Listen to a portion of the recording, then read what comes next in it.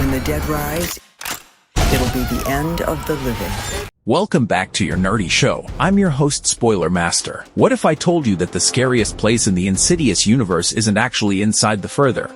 But what happens when the Further decides to walk right into your living room? Hey everyone, welcome back. Today, we are breaking down everything that went down in Insidious, Out of the Further. We've got brand new characters, deeply unsettling lore expansions, and an absolute nightmare fuel ending that totally changes the rules of this entire franchise. So, grab your red doorway lantern, hit that subscribe button, and let's dive right into the absolute madness of that third act and that post-credit scene. Those are not dreams, Gemma.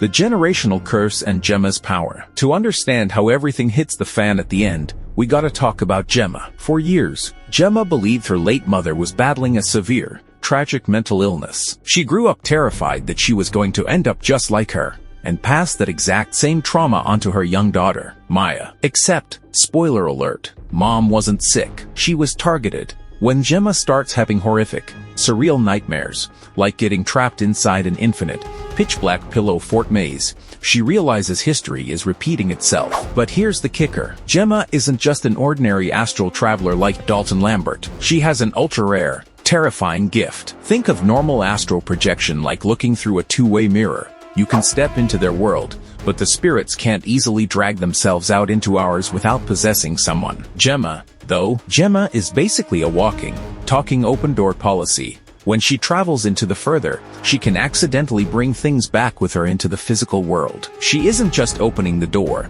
she is the door, and the entities in that realm know it. Stop this. You're not alone. The Lambert connection and the return of Elise. Now, how does this link back to the movies we already know? Well, franchise legend Elise Rainier shows up via astral communication to drop some massive lore bombs. Elise explains that when the Lambert family sealed off their red door back in the Red Door, it created a massive spiritual power vacuum. Energy in the Further is like water pressure. If you block off one massive valve, the pressure forces a leak somewhere else. By banishing their own demons, the Lamberts unintentionally popped open a whole different lock in the spirit world. And out poured Cyrus Lee. Who is Cyrus Lee? Let's talk about Cyrus, because wow, this guy is easily the creepiest, most sadistic villain this franchise has served up in a minute. Cyrus wasn't born in the Further like the lipstick-faced demon. He was a real-life, devil-worshipping cult leader who manipulated a massive group of followers. Years ago, to prove his divine power, he convinced his followers that he could cross into the afterlife and return at will. So, he took his own life as the ultimate stunt. The catch? He got trapped. He promised his cult members eternal life, but instead, he ended up stuck in the dark, dragging their souls down into purgatory right along with him. For decades, Cyrus has been rotting in the Further, desperate for a way back to the land of the living to complete his twisted prophecy. The moment Gemma's mother died, Cyrus set his sights on Gemma, and when he realized her daughter Maya inherited the exact same power, he realized he didn't just have one gateway out, he had a whole family bridge.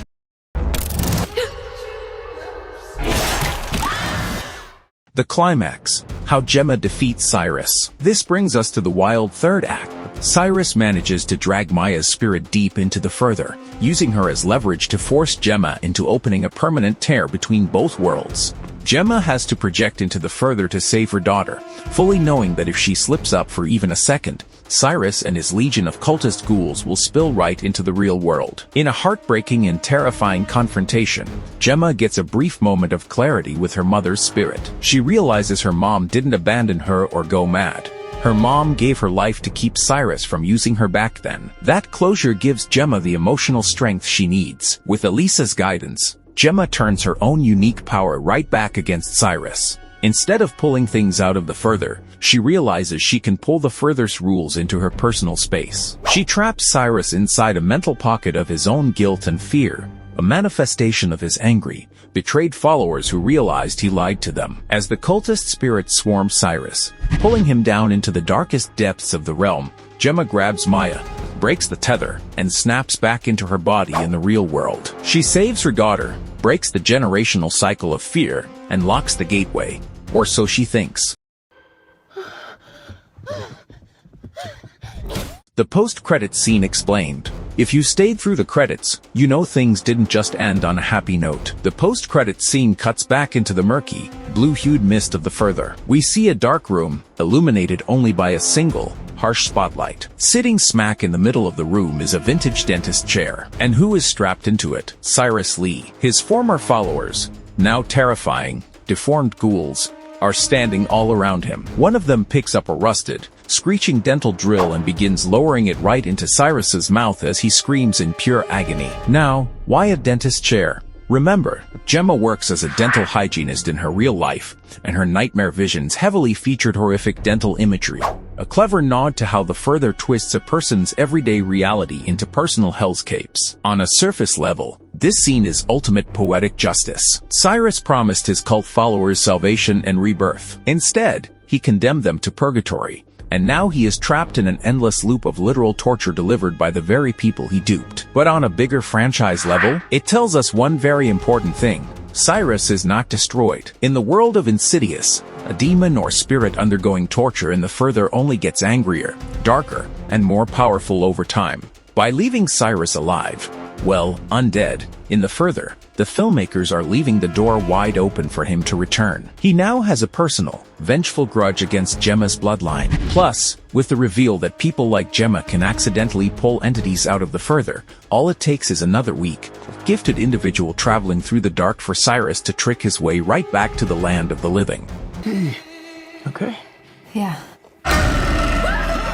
Our nerdy thoughts. So, what did you think of Insidious? Out of the further, did Cyrus Lee creep you out as much as he did me? Or do you still think the red-faced demon holds the crown for best villain? Drop your theories in the comments below. Don't forget to drop a like if you enjoyed this breakdown, and make sure to subscribe for more horror movie recaps and explanations. Until next time, keep your lights on, and stay out of the further. No, what the heck, I'll laugh anyway.